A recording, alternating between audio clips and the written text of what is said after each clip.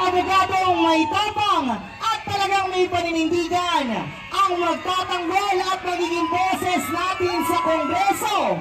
Sa batas na pro-Pasig, panalo ang bawat pamilyang Pasigueño. Isang malakas na palakpakan ang ating Congressman, Attorney Ian Sia!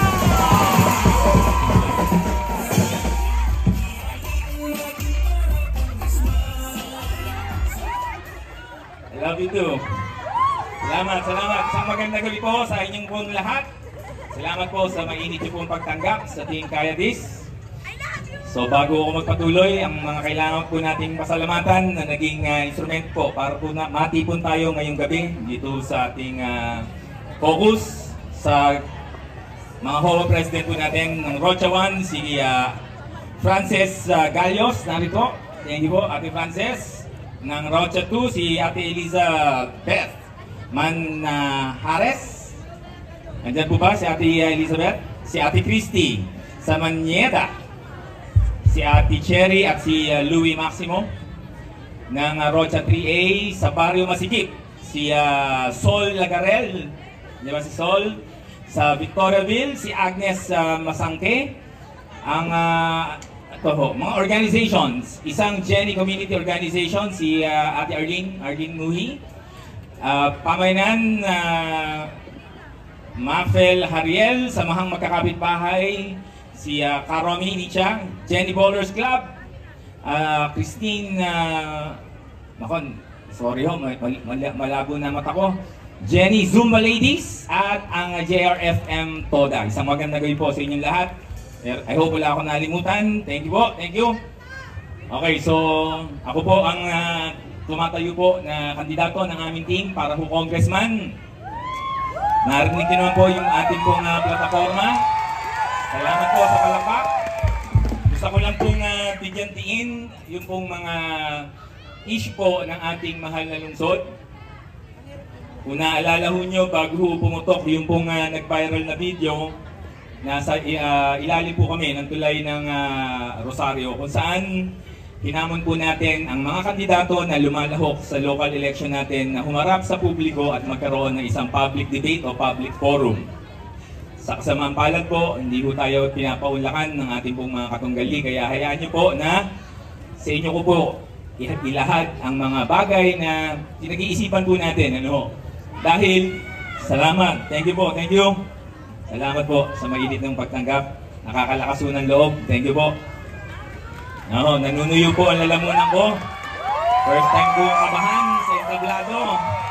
Thank you po. Thank you po. Yan, sa mga solo parent na narito, mahal ko po kayo. Yan, malapit po kayo sa puso ko. Kaya po kayo nabitiro. Yan, teka lang, balikan muna natin yung mga naging issue. Nung nakaraan po, kasama ko po si Consiel K. De La Cruz dahil malapit din po sa puso ni Consiel K. De La Cruz yan pong napinding na proyekto na Rosario Sports Complex. Dahil naniniwala po siya kung yan po ay matutuloy, ang una pong direktang makikinabang po dyan ay ang mga kabataan natin dito sa Barangay Rosario dahil nasa inyong barangay. Ang paliwanag po kung bakit po na bindin ang project dahil meron daw pong asunto. Pero naglabas po kami ng resibo na ipinapakita namin na kahit anong panahon na sabi ho ng mga nanunungkulan 2019 pa lang daw po ay may kaso na kaya hindi ho itinuloy. Pero nakita ho nyo kung nakasubaybay po kayo sa inyong mga Facebook ng mga vloggers natin, nakita nyo po na binayaran po yung pong contractor. Sa makatwid, wala pong asunto. Ngayon po, kani-kanilang mainit-init pa, nakamonitor po kami sa kanilang pinost at ang sinasabi, good news daw dahil binayaran na raw po yung pong contractor ng Rosario Sports Complex. At yung lupa ho pala, sorry, hindi ho yung contractor kundi yung lupa. Pinilir na raw po yung lupa, kaya wala na raw hong legal issue dun ho sa proyekto. Ito po ang sagot ng aming team patungkol po dyan dahil dito namin dinidiscuss sa Rosario dahil kayo po ang direktang maapektuhan kung ano man po ang katayuan nitong usapin na to. Ito po ang paliwanag po namin dyan. wala pong issue sa lupa yang pong Rosario dahil hindi ho yan maaaprubahan at mababayaran ng mga naunang nakaupo pa ho ang nating mayor kung yan po ay may issue sa lupa. Hinahanap ko rin ho sa kanilang post, anong asunto ba yung sinasabi? Wala ho silang ipinakita, basta lang ho sinabi, nabili na raw ho yung lupa. So, pagka ho walang resibo, ibig kong sabihin, wala pong katibayan yan, mahirap pong paniwalaan. Ano po ang totoo, ano po ang tansya namin? Unang-una po, kung yan ho ay totoong nagkabayaran sa makatuwid, meron pong naging paglabag sa atin pong COMELEC ban. Bawal na pong maglabas ng pondo ang ating gobyerno. So kung binayaran ho nyo yan, ibig sabihin meron po kayong nalabag na batas. Di ba? At yun pong usapin ng lupa, actually mahirap po talaga kapag ho kayo ay nagsabi nga ng mga matatanda ay nagbubulit ng kasinungalingan. Dahil sa bawat sagot mo, lalo ho kung kayo'y nasa korte, kapag nagsimula ka na magsinungaling, lahat ng sasabihin mo hindi nababangga. Simulan po natin. Kung may problema ho pala yung lupa ng Rosario Sports Complex, kaya nabindin, kung maalala po nyo, sa kanila rin po nanggaling, yun pong lupain na sumasakop dun po sa ating City Hall, may mga portion din po doon na pribado pa ho ang nagmamay-ari. At yun po, hindi pa rin ho nila nabibili yun.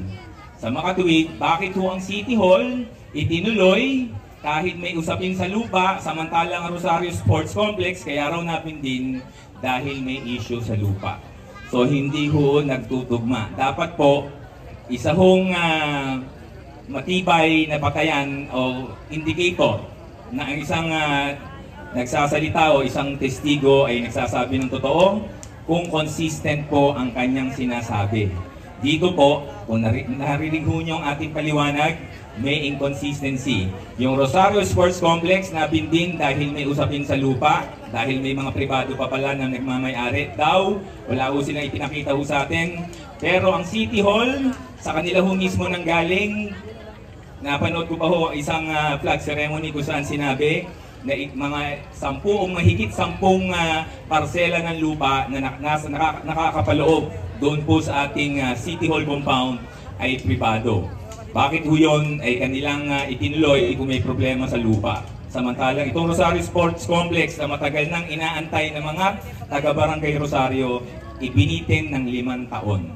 So kailangan po nila huyang sagutin. And I hope in the coming days, ilang araw na lang naman po ito, 10 araw na lang, no, mahigit. Sana ho, sumagot at magkalinawan. Dahil ho, sa Mayo 12, pag tayo po ay nagkamali ng ating pong mga iboboto, bumoto ho tayo batay sa propaganda, hindi ho sa katotohanan, 3 taon na naman po na tayo po ay mawawalan ng access sa ating pong mga dapat ay binigyan ng prioridad ng mga serbisyo. At umasa po kayo, kung kami po ang papalarin, yung pong 3 bagay na lagi ko pong sinasabi sa entablado, na magkaroon po tayo ng maayos, kumpleto, at ika nga ho, pagmamalaki natin na ospital para sa mga ordinaryong mamamayan ng Pasig, maging kaganapan po sa susunod na 3 taon sa panunungkulan po ng ating tinatayong Mayora, Ate Sara. Ang magkaroon din po tayo ng maayos na pabahay. Alam niyo po dyan sa pabahay, sinagot din ho, ang problema ho, pagka ho sila sumasagot, wala ho kami. Ang sabi ho nila, kaya daw wala ho silang naitayong pabahay dahil yan daw po ay programa at hindi proyekto. Sa makatuwid, dahil programa raw po yan, talaga hong matagal. Ito po ang sagot namin.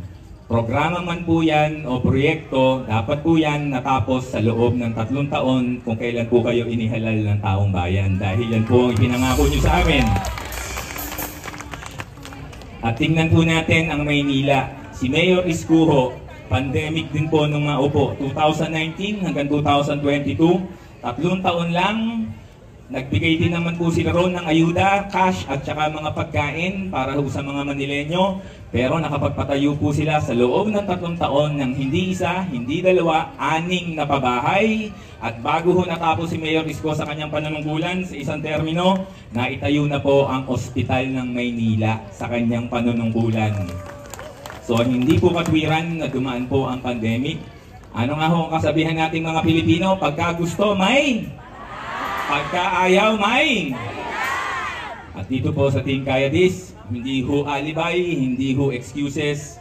Programa po tangible, mararamdaman at may enjoy po natin sa susunod na 3 taon. Kaya sana po tulungan niyo po ang aming team para po maihatid natin ang Pasig sa kanyang dapat na puntahang pangarap. So muli po, isang magandang gabi po sa inyong lahat at maraming salamat po sa bawat isa po na nagpakita na mainit na pagtanggap sa amin. Thank you po. At hindi ko po hihilingin sa mga botanteng Pasigueño na ako po ay inyong kampihan, konsintihin o ayunan. Ang hihilingin ko lang po sa bawat isa po, lalo na ho doon sa mga hindi natin kasama ngayon at nanonood lamang sa kanilang mga tahanan.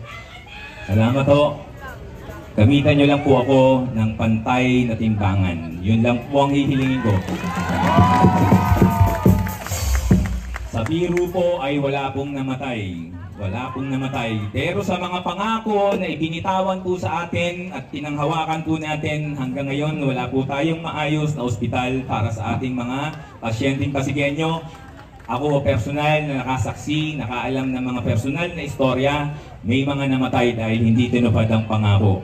Kung tama po ang timbangan ng ating mga botante, sige ho, maaring mabigat ang biro, pero mas mabigat po ang mga pangakong hindi po tinupad para ho sa mga taga-Pasig. So muli po, isang magandang gabi po sa inyong lahat at na-miss ko po kayo. I love you! Walang ibang magmamahal po sa ating mga Pasigueño kundi kapwa natin mga tunay na Pasigueño. At ito pong nasa harapan ko, ako po mismo ang magpapatotoo po sa inyo. Mga tunay na Pasigueño, ano man po ang maging resulta ng ating pong eleksyon, hindi po kami mawawala sa Pasig, magkakasama po tayo, hindi namin kayo tatalikuran. So muli po, maraming salamat at God bless Pasig City. Salamat po. Muli sa lahat sa